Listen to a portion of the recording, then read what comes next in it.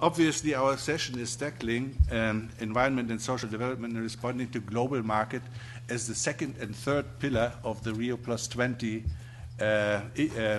agenda, which already was mentioned more than once this morning. There has been not only talk about economic development this morning, definitely more. Already there was quite a few words on ecological and even social dimension. But this is what we would like to concentrate on now, exactly, just the social dimension and labor issues and ecological issues and the climate change dimension. And without further going into that myself, it's the speaker's role to talk about this. I would shortly like to introduce those sitting around me. And since there are CVs available in your conference program, I think I will be brief, not give all the credentials that are actually associated with all those speaking. First speaker will be Jennifer Turner. She is director of the China Environment Forum at the Woodrow Wilson Center for a number of years already. Her current projects are focusing on US-China energy and climate cooperation, the impact of energy development on water resources in China, and other issues. She's a PhD holder in public policy and comparative politics from Indiana University. And it should be interesting that her dissertation examined local government innovation in implementing water policies in the People's Republic of China. The second speaker will be Kaiming Liu, who is director of the China Institute for Contemporary Observation, now the founder and executive director since it started. And this is actually a civil, I would say, civil society think and do tank, as we like to say. He has extensively worked internationally as well, sometimes in cooperation with the EU, where there has been an EU-China cooperation strategy in various forms, but also with Professor John Ruggie. Some of you may know that he has been the corporate social responsibility pusher in the UN system, which finally led to a convention in 2011. We will then have four interventions by other speakers, which first I will mention even, is it the, no, I have to be careful with how we sit, but you see the signs there. First on my list, I would like to mention Yue Zhang. Already this morning, we listened to him, who founded Broad, interestingly enough, with $3,000 some time ago, but now I think we talk about a different dimension of his company. And he actually is not only proud of having invented a number of products now in the markets which are actually ecologically positive by their efficiency and energy-saving conditions and qualities. He also still dreams to do more in that direction. And he is also proud to have a known carbon footprint calculated. So if his carbon footprint is exempting a few flights to Geneva and so on, then it's definitely below the per capita footprint of a Chinese, and that's something. We have also Ming Liu, who is the China representative of the United Nations Global Compact since June 2010. Ms. Liu worked before for the United Nations Office, or the High Representative, I might say, to the least developed countries, landlocked developing countries, and small island developing states. And she actually has been also trained in this field of international and development economics from the University of San Francisco, and now being a fellow of Kennedy School of Government at Harvard University, she still is linked to academics. Then we have Hong Xing-Ni, Director General of the Agricultural Trade Promotion Center under the Ministry of Agriculture of China. This is actually a function which is closely linked to WTO questions and bilateral negotiations on agriculture. And that's also the educational background of Dr. Ni, who has a PhD in agricultural economics, and I think this will also be your main statement, agriculture and development. Last but not least, Thomas Hale. We saw him in the WTO Public Forum talking about a different subject.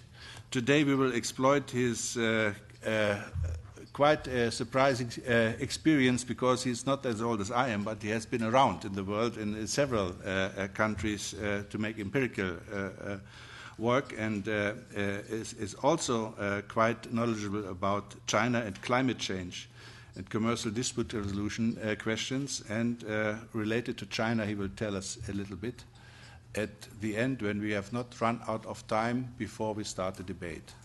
Very quickly, I would now like to hand over to Jennifer Turner.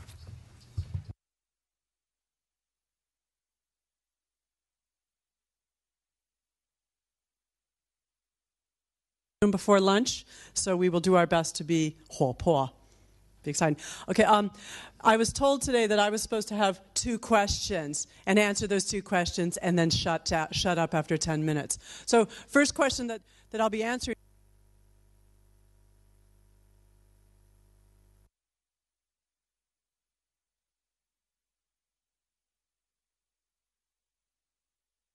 Not only energy and environment, but trade and agriculture. Why should you be interested in choke point China, water energy confrontation? Okay. Today, but in talking about water energy confrontation, let's give a quick wave to energy. We know, we've heard this morning, that China is going through this green energy revolution in terms of the 11th and 12th five-year plans, very ambitious and meeting goals on energy efficiency, renewable energy. We've got carbon capture and sequestration, pilots. I mean, China is outspending the United States on clean energy, and it's phenomenal and ambitious. I mean, for a country that's not done industrializing. But at the same time, we see in China that it's the green revolution is a mite gray, because air pollution is still quite bad, not just from cars, but obviously the big culprit in China is coal. Coal is king. China's the #1 producer and consumer of coal. And I think in the last panel, Dr. Scher was also talking about, there's big plans, not just coal for energy, coal to chemicals, coal to liquids. China has the plans now to construct 14 more giant coal bases in northern China, right? To not only to get the coal-fired power plants next to the mine, transfer it out to the country, because China needs energy, all right? That was the quick and dirty energy bit. Now let me tell you a little bit about choke point China. At the Wilson Center, I've done a lot of work on energy and water over the years. I had a global mafia of people who focus on energy and environment in China. I hope you join my mafia. And so I'm a platform for exchange. And I noticed over the years that no one was working on looking at the water energy nexus. So I got a grant to work with a group called Circle of Blue, an NGO that does great on-the-ground research and reporting on water issues, to try to find out what was happening in China. How was energy development impacting water? And that's a question that no one really asked before in China. And I was really excited because my network in China, government, NGO, businesses, and researchers, were very excited. And they helped my Circle of Blue people get information and get data and get access to places. They went to coal-fired power plants, coal to liquefaction plants, and they went inside this place. Where is this man standing? And don't say China or I'll get angry. Where is he standing? Who knows?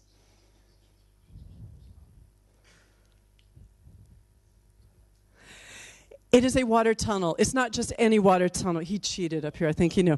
It is the largest infrastructure project in the world. It's the South-North Water Transfer Project.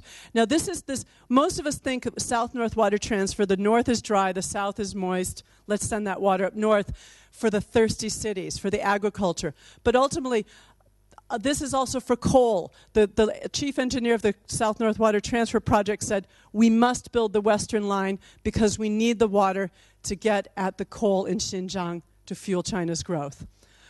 In our research, we talked to China's water experts and their energy experts. We put the data together. We have calculated that 20% of the water that China uses goes towards coal, the entire supply chain. This is a number I'm not emotionally attached to it. If it's a little bit over, fine. But it is a big number that no one had thought about before. And why is it so important? When you look at the statistics for China's water and energy hunger, the water-G hunger, the numbers aren't good. 1/4. China has 1/4 per capita the freshwater resources of the rest of the world. They use 1/4 per capita the energy of the United States. But their per capita energy use is approaching that of Europe. And that's important to know because 350 million is the number of people the government wants to urbanize over the next 15 years to bring up the wealth to answer some of the concerns that we had from you earlier today about what about the people. So, they need growth. They also need food, right? And a big threat in northern China, where they grow about 40% of their grain, is the same place where the coal is.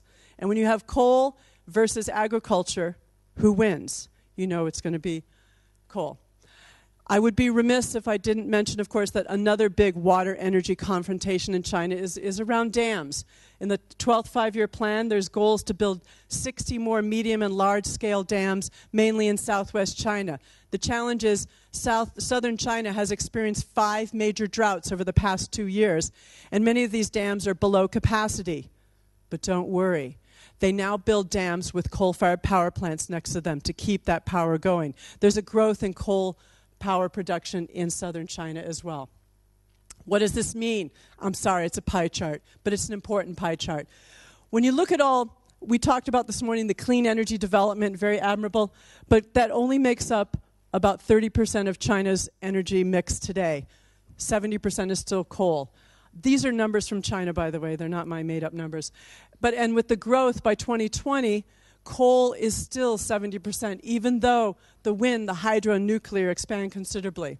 So the message I want to make sure that you go home with today is that you must remember that coal is king in China, and the king is very thirsty. But when we look at the numbers, and my colleagues at Greenpeace China, they took my choke point study and they did an intensive research recently called China's, Thirsty Coal. It's mainly in Chinese. I recommend you all to read it because their report, their research supports our conclusion that when you look at China's coal developments, their plans, they don't have the water to supply it.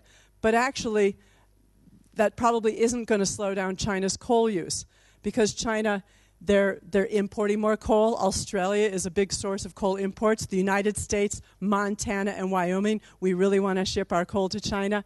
China's also importing more agriculture. Now think of it, ag and coal imports is also another way of importing water. Water is China's biggest problem. And not just with the amount, the quality as well. There's also, I mentioned, water transfer. Besides water transfers, there's also big plans being implemented now to build desalination plants along the coast, right? If you desalinate the water, you can supply the cities. There's even thoughts to build desalination and using nuclear power, help pump it to Inner Mongolia, to Xinjiang, to get at the coal, right? Coal is king and the king needs water, and China is very good at technical solutions. But these solutions, flip it around. This water solution here is very energy intensive. So there's a huge energy footprint in China's water sector. I'm not all gloom and doom, okay? China, when we went and we did our research and reporting, and you could find 16 multimedia reports on the Choke Point website. We've got more coming out in the coming months. China has been awakening to the choke points. That's why you have the wind and the solar that are very water sipping. Their water footprint is much less. The bottom right, that's a picture. I should point with my little thing here. This is an ultra supercritical coal-fired power plant. It's 40% more energy and water efficient. This is a good solution for China. Top right, Beijing is planning to recycle about 100% of their water in downtown Beijing. And that's a good solution, too, to help instead of using energy-intensive means of getting water. The top left is the world's largest coal-to-liquid plants in Ordos, Inner Mongolia. China needs energy, and they want energy independence. But this is a very water and energy-intense way to get it. And after it was completed, the National Development Reform Commission has decided to slow down coal to liquids because the choke points are just too great. I give a wave here at the end to another form of energy that China is working to develop now, shale gas. And this is a very water-intensive form of energy in terms of the water use and the potential for pollution. It looks like it might be developed very quickly in China, but there are many. Ministry of Environmental Protection is saying that they might want to, we need to make sure that we regulate it. I'm going to stop here because, my goal was kind of to do what the Chinese call as qing ting jian shui, right? The dragonfly skims the water.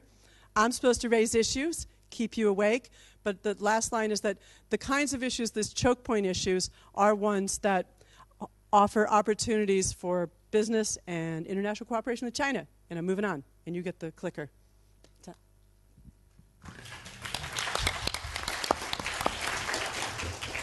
Many thanks, Jennifer. Now we turn to Kai-Ming Liu, who, after we learned about that coal is king, wonder if also labor is king or not, because as far as I understand, you would a little bit go into the direction of social dimension of labor. Thank you much. Thanks the organizer invited me to here. Let me bring the topic of labor issue to the forum. This big challenge in China, but I only have 10 minutes. Sorry, where is my presentation? Okay. I am from the Shenzhen, South China. Maybe you know the city. 32 years ago, China started to implement open up policy from this city. And the 32 years ago, there is only 300,000 population in Shenzhen. But now there is 50 million population. Among this population, more than 30 million is migrant worker, internal migrant worker. So from Shenzhen and Kachin region, you can see this big challenge in China. And my organization is a civil think tank and action group committed to labor rights defense and promote social justice. We do this is our institute, my team. And now China, the last panel and this panel, we also talk many the new challenges in China. But I think labor unrest is also other big challenge, because now the mainstream of the labor force in China is migrant work. And these migrant workers, they have a different need than the first generation. And they go to the city for their future and opportunity, not only for the money. And also other challenges, we can see the shortage of labor force and high turnout rate of employee. Now, in China, in domestic market, the RMB, the purchasing power, drop fast. But in international, the growth fast. This all is big challenge in China. And when we talk the migrant worker, they don't come from the Philippines or other country. They're from China, rural countryside. And because China, there's a hukou system, so we say this migrant worker is a nomingon, but actually they want to go to the city and living and work in city. So there is more than 159 million. These migrant workers live there, county to the city. Most of them, go to the coast region, especially in the Pearl River Delta and Yangtze River Delta. And most of them, they graduate from the junior high school and no any vocational training before they work. Yeah, they just like this younger and no big different than other the city urban residents. And this they work, most of them work in the manufacturing and construction and the service industry. Now in China, 68% export manufacturing works is migrant work. Yeah. And last week, many media, water media report Foxconn conflict. But this is some data I give you. In last year and this year, many the migrant worker and the local security force have a big conflicts. And I think this important turn point. Although every year there is so many strike and dispute, but before 2011, there's no the migrant worker and the local community have a big conflict. But this year and last year, we can see more and more this conflict.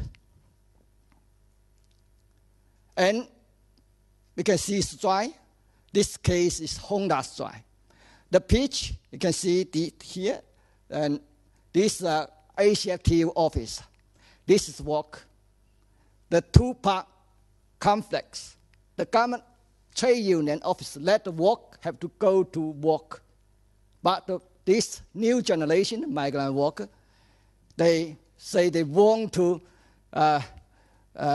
find a solution, want to represent our new generation of migrant workers to find a solution, elect their trade union.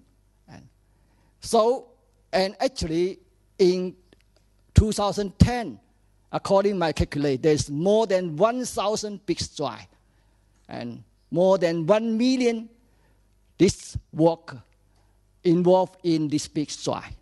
Most big company, top company, just like Toyota, Nikon, Omron, Blatter, all involved in this labor unrest. And we can see this growth trend in last 5 years. Other case, say the war is Foxconn and suicide in 2010. The 15th suicide at Foxconn, I think, let many the people start to talk what is the new model of sweatshop in China, also in other different countries. Yeah, the hardware maybe in Foxconn is better than many small and medium enterprise. But Foxconn is a type of sweatshop. If you let many the work here 10 hours per day, but it only every second repeat a simple action. And the only is a small piece in a big money-making machine. But now, see as a human being. And the labor dispute, you can see in last 15 years, grows very fast. And from 19,000 in 1994 to 1.2 million in 2010. And this data, we can see most the migrant workers, they require their economy, the benefit. So China economy develops so fast. There is so many the owner earn much money. I just a question. But this growth, economic growth, cannot benefit to the work. And also other big challenge is the high employee turnover. This is some data in China, but especially for the work in manufacture, the turnover rate is very, very high. So especially in electronic company. This last year, I visited 9 biggest electronic company in Guangdong. We can find many. The company, some company, their turnover rate is higher than 200%. Why? The work always turn over. Why there are so many labor disputes? Because the wage is very, very low. This is some data you can see according to my survey in 2009 in Peter River Delta and Yangtze River Delta. This is actually the salary. Although they work 10 hours per day, 66 hours per week, but their salary is, last 2 years there is a great increase. 3 year increase 33%, but also very, very low. And this gap between the local urban resident and the migrant worker. We can see in 2000, the gap is no big, large, but every year the gap grows faster. This map is Yangtze River Delta, the main city. This is Peary River Delta, the main city. We can see the gap is very high. Other big issue is work-related injury and industry disease. This some data the government give there. There is many the worker that work in this poor work condition. In only Shanxi province, when we talk the energy, the coal mine, and from 2005 to 2009, there is more than 20,000 work die. Every day, the death work was 11. And no social security. But China, the government say they have a great progress in the last 10 years. But actually, our social security system is designed for the urban resident, not for the migrant worker. In my city, 5 years ago, every year there is about 1 million migrant workers terminate their social security. According to this, migrant workers terminate their social security. The government, local government, earn more than 1 billion RMB per year. But not only social security, they also no public accommodation. Now the children cannot go to school in the city. This is why there is more than 58 million the migrant children leave their hometown, although the parents work more than 10 years in the city. How to respond to this challenge? I think very important is end the cheap labor structure and grow the value of supply chain in China. And I remember 3 weeks ago, China have a news say, many China, the mayor, they don't want to adopt this migrant work. Why? Because they only need cheap labor. Because cheap labor can earn money. They don't need the work, don't need people. Because people, they need social security, need education, need accommodation. So how to end the cheap labor structure? I think very important is we have to empowering the work, especially the migrant work, including their human capital development. Because now we can see the factory shifted to Burma, to Vietnam. We also say how to upgrading the technology of manufacturing. But if our migrant workers, their workers, human capital cannot development, I don't think we have a social development. Because these workers, they cannot immigrate to Vietnam and Burma. Also cannot just upgrading just like technology development. So I think for the government, we need a participatory and inclusive approach to this migrant work. Let they encourage this migrant work, integrate into the urban community. But, China, I just say, this especially the new generation of migrant workers, they go to the city not only for the money, they for the future and opportunity. So they need support to inclusion into the city. But China, the political regime is exclusion system. They only need the cheap labor. They don't need the people. I think this big challenge. And conclusion, I think China, we often talk China rising. I just say if we have now the people development, the rising, there's no any significance to the people. So I think to the challenge, I think we need to let this migrant worker become a stable population, see this migrant worker as a value of human resource, human capital, and then we can use different approach to find solution, including cooperation with the international community, for example, the CSR. And I think the CSR is an important approach to urge the factory to just improve the working condition for these people. So I think not only it's when we try to find a solution in China, we need Chinese government and international community work together to invest in the people, especially empowerment the migrant worker in China. Thank you so much.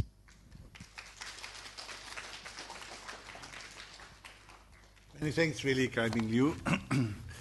We will probably come back to this picture of coal is king, labor is king. No, I think we learned labor is not really king.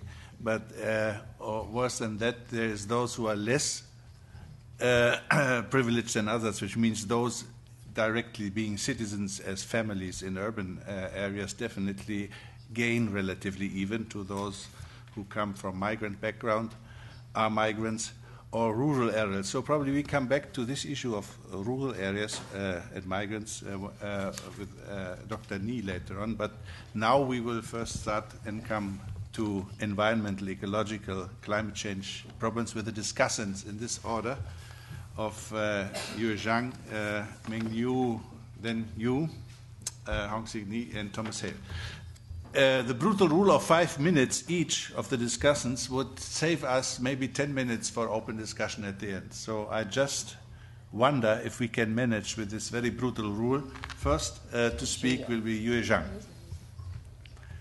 You have the floor.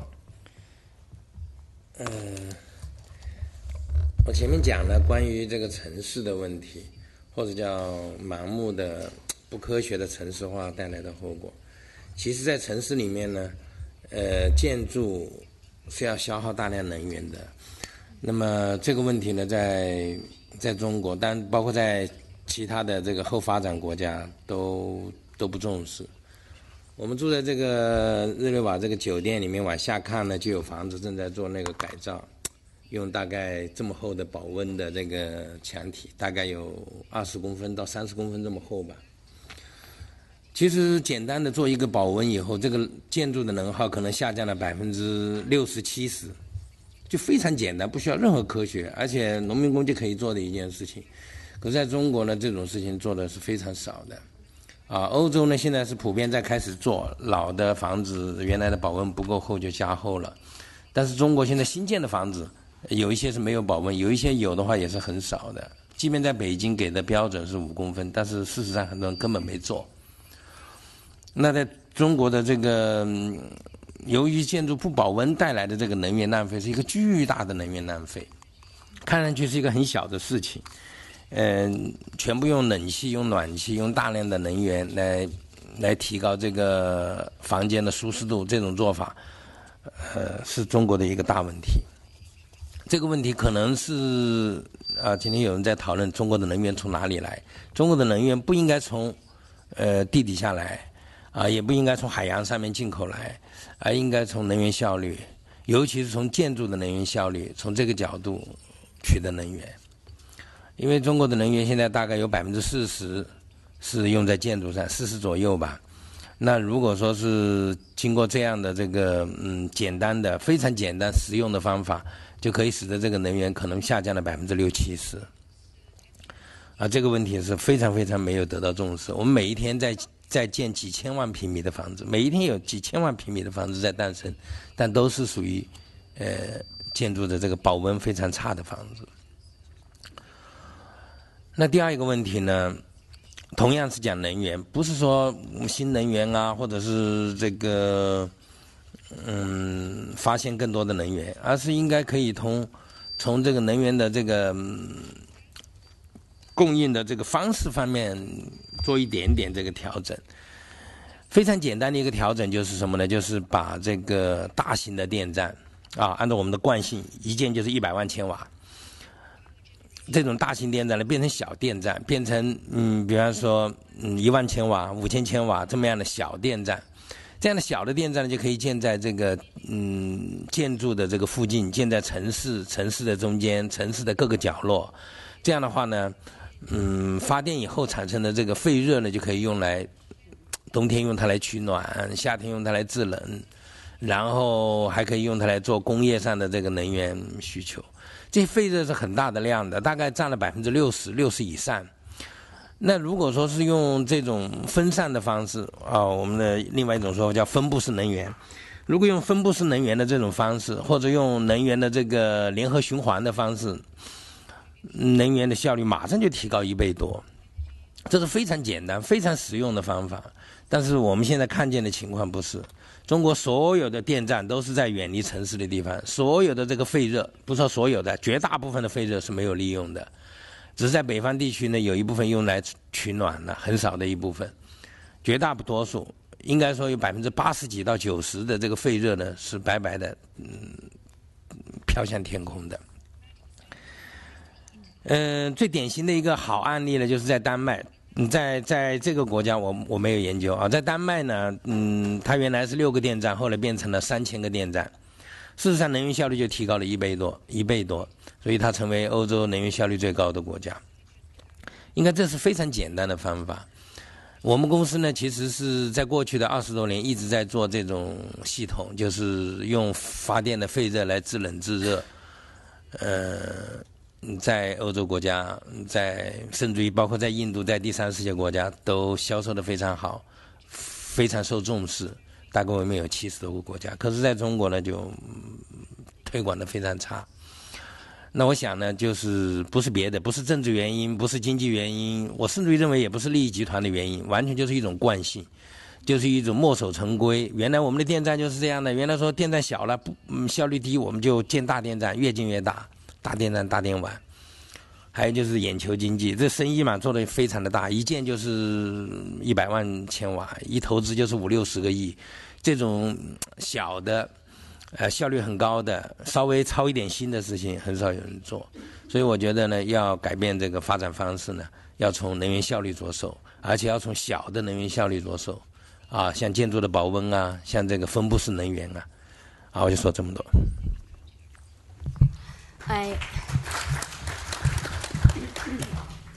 Thanks indeed, and hopefully come back on a small round of discussion on the interesting issue you raised. We now turn to Ms. Liu. Yes, thank you. And I actually want to compliment what Mr. Zhang just said, and also I think he forgot to mention one stuff he invented, which is like this one, and he called it the cell phone of people's life, because it's measuring actually the air quality. And he can do a calculation right now to reflect the quality of our room. 在瑞士呢，我测出来的是1万个一升空气里面大概不到1万个这个粉尘，0.3个缪的。但是在中国这种情况下呢，或者说在亚洲的大多数国家都是20万个，每天如此，365天几乎都是一样。现在看这里，那不到1万个，看到的那个数字嘛是0.3个微米的一升空气里面不到1万个。这是另外一个问题，其实这也是能源问题，因为空气的污染、大气的污染80%几到90%是来自于能源，使用能源造成的。So this is one of the living example of what's a champion company of the United Nations Global Compact. And the Broad Air, actually, they, as caring for climate signatories and also a signatory of UN Global Compact, have many environmental clear target to design their product. And as far as I know, last year this gentleman was awarded by UNEP as the champion of the Earth. And more notably, and this June, we just did and launched a big project from UN Global Compact, also partner with a Chinese media company, and produced a video program called UN Global Compact Dialogue, Corporate Social Responsibility Champions in China.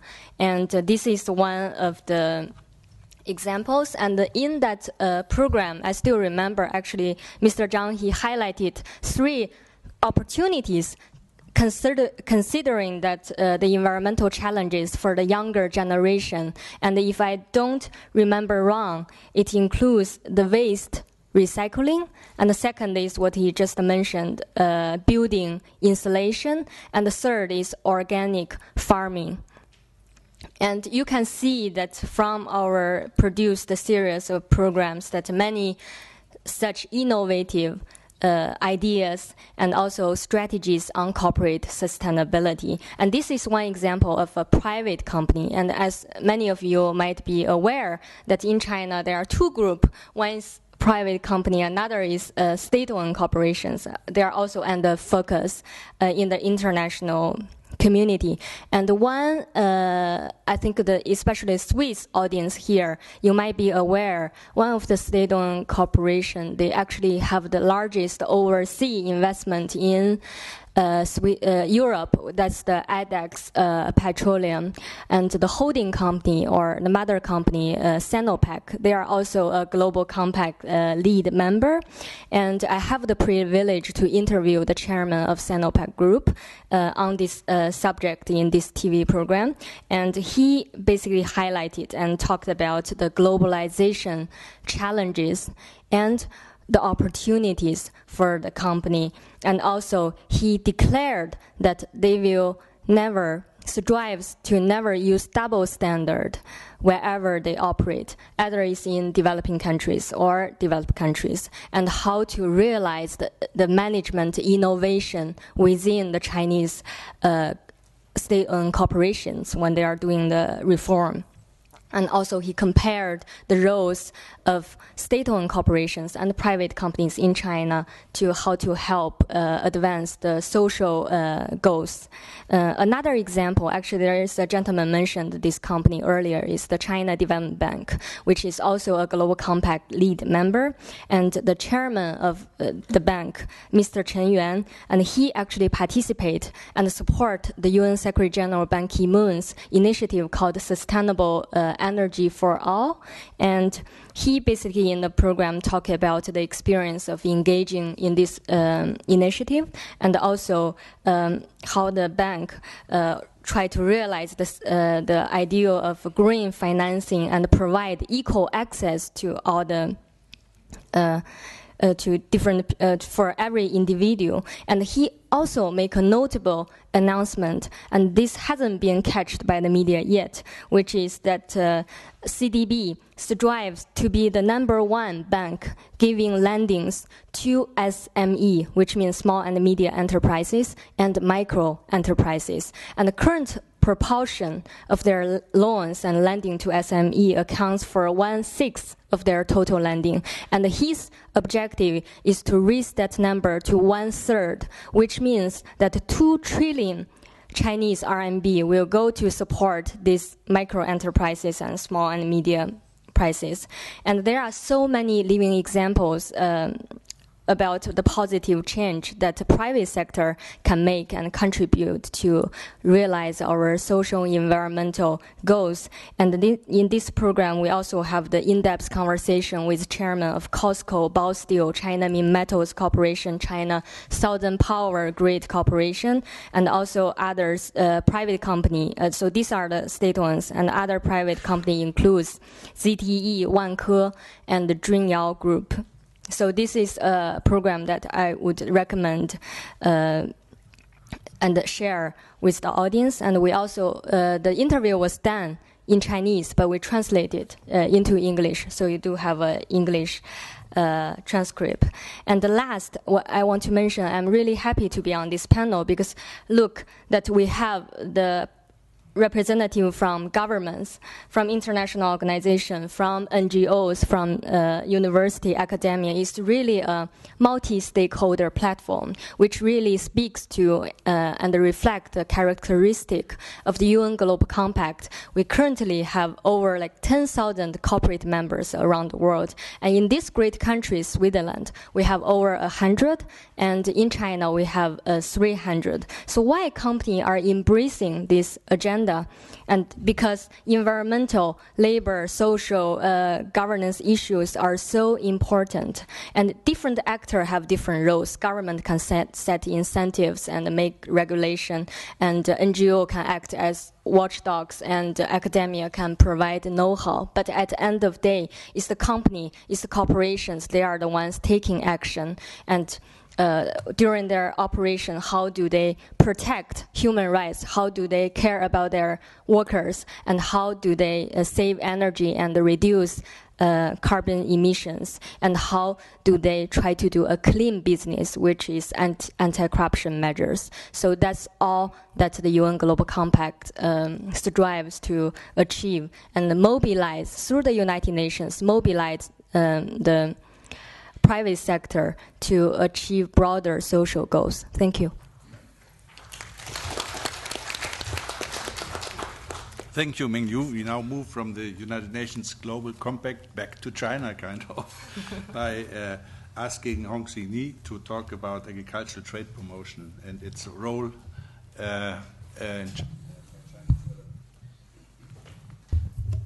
Okay, good morning. Thank you, everyone. 我还是用中文讲话，这样的可能清楚一点。因为首先我就是很高兴来参加这么一个研讨会。我们的主题是转型，实际在中国呢，现在近年来一直讲的转变经济增长方式，包括贸易增长的方式。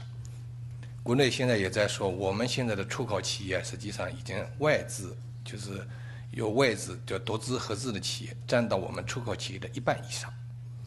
我们说呢，就是我们现在把环境污染了，把能源资源消耗了，把我们劳动力的养老留给下一代。但是我们就是这付出了一个很大的代价，但是我们得到的这是一个贸易增长量很大，实际的就是提高对于这个人民的福利这一块实际非常有限，所以大家都在说这个增长方式，包括贸易增长方式必须改变。但怎么改，找到什么路径，然后怎么来发挥各方面的作用，其实来实施挺难的，中国太复杂。这里呢，我就仅仅想就农业讲3个意见。一个呢，在就农业，不光农业的 GDP 在国民经济中所占的比重在不断的下降，但是农业我认为始终在整个社会经济发展和转型中是一个非常重要的一个部门。特别是对于中国来讲，农业就是不仅关系到将近14亿人口的这个粮食安全问题，而且呢，关系到近7亿农村人口的生计。因为在中国现在按照我们的统计，就是住了半年以上在城市的就属于城市户口了，就是半年以下的就住以后的就是在农村的就是农村人口，我们现在还有6.7亿。那么这群人还依靠着农业来支撑着他们的生计。农业还关系到农业农村的发展，还关系到整个经济社会的均衡发展。大家刚才说的这个城乡差距越来越大，这个当然近几年来近3年稍微有一点这个趋势减缓，但是这个城乡的差距还很大。再一个，农业也关系到我们刚才说的经济转型，怎么从投资型的经济发展模式增长到内生的消费型的模式。因为我们农村还有这么多的人口，消费内需的启动要靠农村，所以我觉得农业农村问题在整个社会经济发展和转型当中都是一个十分重要的问题。必须高度关注。第二个呢，我想说的，近10年来，应该是我们政府啊，中国政府对这个农业农村问题是非常重视的。我们他们一直有一句话叫重中之重，就是3农问题：农业、农村、农民，是整个政府工作的重中之重。正是因为与这么高度重视，我们近年来就是也取得了很好的成绩。一个是我们的这个粮食有了较快的增长，尤其是这几年我们叫8连增，今年有望实现9连增，所以我们的粮食的最基本的保障就是得到了保证。那么中国的粮食安全问题解决，13亿的粮食解决，这是对世界的重大贡献。第二个呢，就是我们的扶贫取得了很大，就是中国的测贫，就极对贫困人口大幅度下降。那么原来是说就极对贫困还有3000万，那么按照当然现在相对贫困，我们今年上半年又调整了这个扶贫标准，就按4行的1天1美元的收入标准，我们现在还有1.28亿的贫困人口。但不管怎么说，我们在扶贫方面取得了很大的成绩。第三个呢，我们的农村的社会事业发展取得了这个，就原来农村没有合作医疗保险，没有最低收入保障，没有养老保险，现在呢，经过这几年，我们都已经开始启动了，尽管水平很低，但是已经开始做这项事情了。所以我觉得这几年来啊，这个我们在这个重视农业农村发展方面，在促进整个社会普遍发展，在保证生计方面，农业方面起到了非常重要的作用，甚至对世界的粮食安全也做出了重要贡献。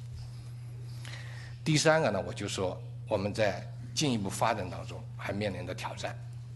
第一个挑战就是我们的2元结构的问题，就是农业跟工业、农村跟城市这个2元结构，这个差距还是比较大。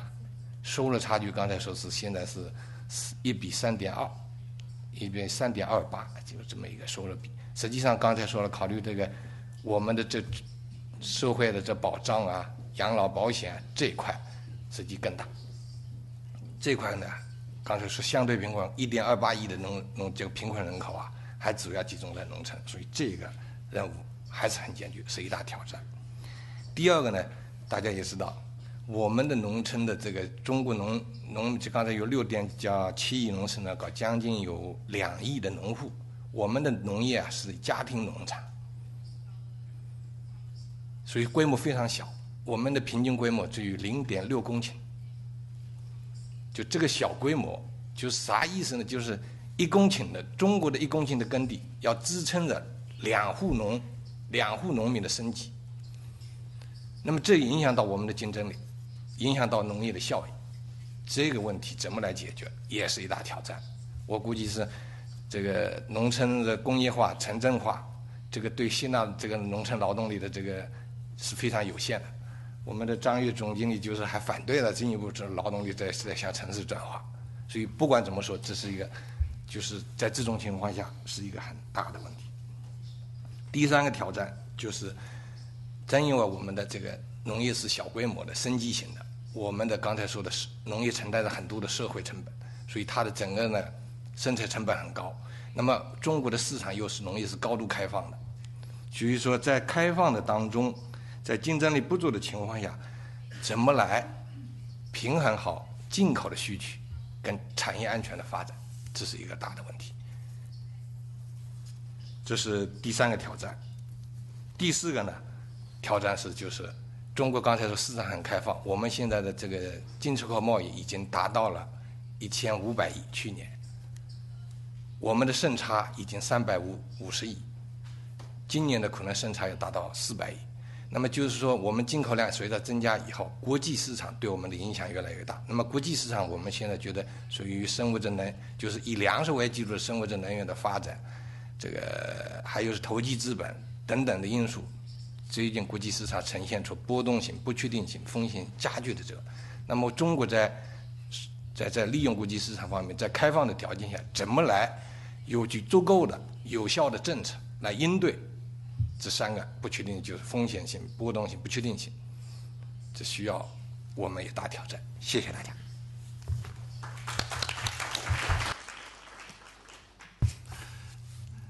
It's in fact a difficult job to say so many substantive things in such short time. You made a marvelous job. Many thanks. And last but not least, now Thomas Hale. Thank you. It's so inspiring to hear from Mr. Zhang and Ms. Liu the things that companies are doing, the practical applied things to make progress on an issue like climate change, which is what I'm going to speak about today. Because it's especially inspiring because the multilateral discussions of climate change are plainly in crisis and in gridlock. We've been negotiating about climate change for 20 years now, and we have exactly one treaty to show for this, the Kyoto Protocol, which was never a very ambitious treaty. It was always meant to be a stepping stone to further commitments. And it looks like the Kyoto Protocol, which expires at the end of this year, will achieve its goal, which was about to reduce emissions of rich countries by 5% below 1990 levels. And that success is really due to the European Union and Japan taking much more aggressive cuts than were required of them, and comes despite the failure of many countries, including Switzerland, to meet their commitments under Kyoto, despite the withdrawal of Canada from the Kyoto Treaty, and despite, most importantly, the failure of the United States, my country, to ratify the treaty in the first place. But even if Kyoto had succeeded in all of its goals, it would still not have solved the problem of climate change because it omitted from inclusion the most important carbon emitters of the next decades and of the current year, which is, of course, includes China. China is today the world's largest carbon emitter. This year, according to an estimate that just came out from the European Commission and the Dutch Environmental Agency, China will emit twice as much carbon as the United States. If that's true, if those numbers are accurate, then that would put China around the same level of per capita emissions as the EU, still quite behind the US, but on track to outpace the United States in per capita emissions by the end of this decade. And so no solution to climate change is possible without Chinese participation.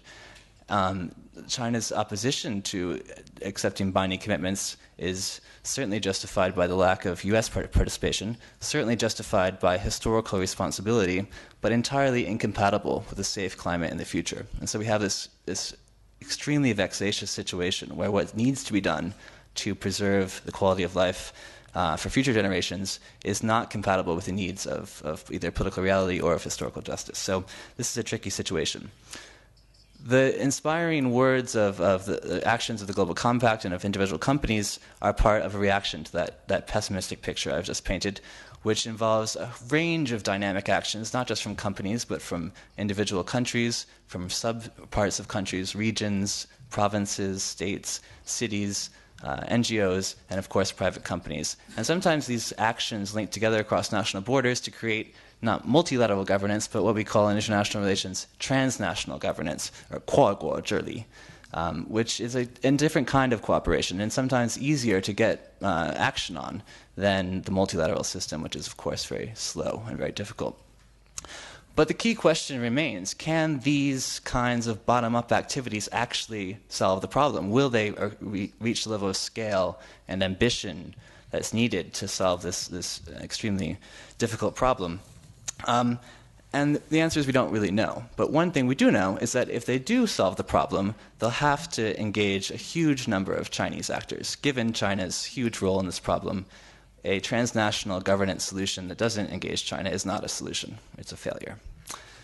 So with some colleagues, I had a chance to do some research and to look at the broad picture of how many Chinese companies, how many Chinese cities, how many Chinese NGOs, how many Chinese regions are participating in these transnational solutions. And I think we do need to look at the big picture because, I mean, the examples from the Global Compact are very inspiring, but the big picture is the picture that ultimately matters. And so this is an important thing to know. There are a few results I'd just like to share with you quickly. About half of all the global transnational climate-related initiatives are active in China, which is a higher rate of participation than the vast majority of countries. So there's a lot of presence in the country. Unfortunately, that participation is often very shallow. Sometimes networks have just one Chinese actor participating in them, or Chinese participation has been added on. It's not been driven by Chinese actors. So it's a broad but shallow kind of participation. The actors involved are often not the same kinds of actors that you find in other countries. In other countries, the most prominent participants are companies, NGOs, and other kinds of private actors. In China, you see more local governments and agencies of various national bureaucracies involved as the primary actors. So it's much more of a government presence in the transnational world. The types of activities that these networks of transnational actors take on are also different. The Global Compact is the exception to the rule of the corporate self-regulation or voluntary activity sector. Things like the Carbon Disclosure Project or the Climate Savers Program or these other kinds of networks, which it has to be said ask more of companies than the Global Compact does. The Global Compact is an information sharing and sort of motivational tool. These other kinds of networks ask companies to disclose how much carbon they produce or to make specific commitments to reduce carbon. Those have gotten much less uptake in China. Same with cities. The most important city network is the C40, which used to be 40 cities, but now it's 59 of the biggest cities in the world. Extremely ambitious, and if they succeed in all their goals, they'll do more for the climate than Kyoto did, actually, in terms of carbon taken out of the system. In China, there are 3 cities that participate in this network, Beijing, Shanghai, and Hong Kong. But of those, only Hong Kong has developed specific actions under the C40 that are independent of the actions that were required by the central government, which are the ones that Shanghai and Beijing have been taking on. And so there's not this bubbling up of bottom-up activity that we actually need to see for these things to actually take on the problem before them. I don't want to end on a pessimistic note, though, and I want to say that this actually, in my view, represents a great opportunity for China and for Chinese companies and for Chinese cities and other actors. This is something that policymakers can control.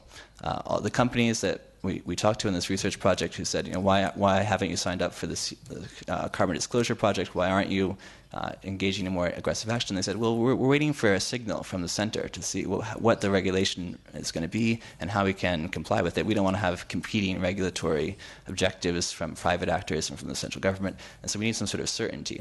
And so I'd suggest that the Chinese government has an opportunity in a more constrained policy space as the economy slows down to engage more in these transnational initiatives, to encourage cities and companies and regions to participate with their counterparts abroad. And that might actually provide a hopeful path for the future.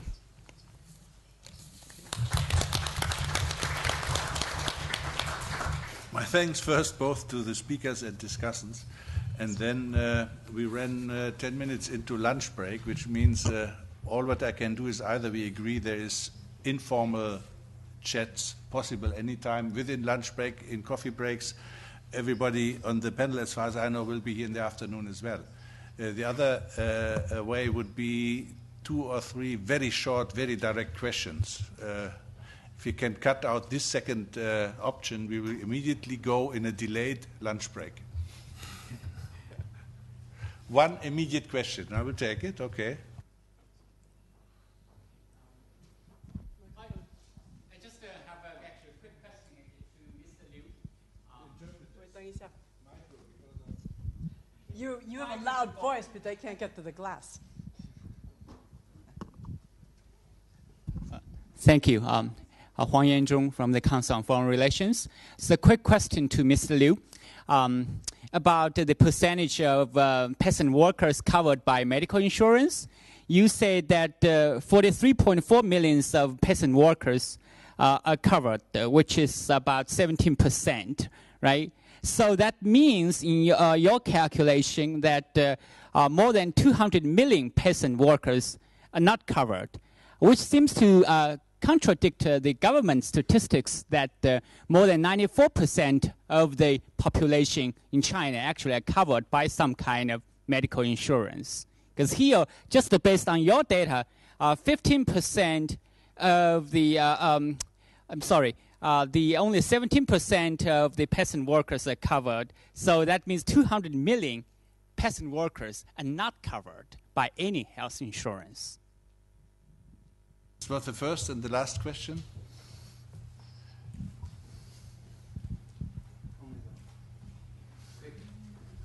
Very quick.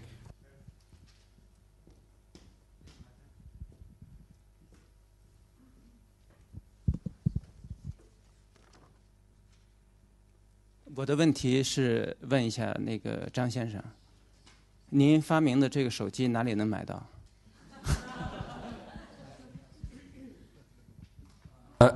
对，很快就会有销售。其实我们已经发明有2年了，就有点顾虑，因为这比较敏感的问题。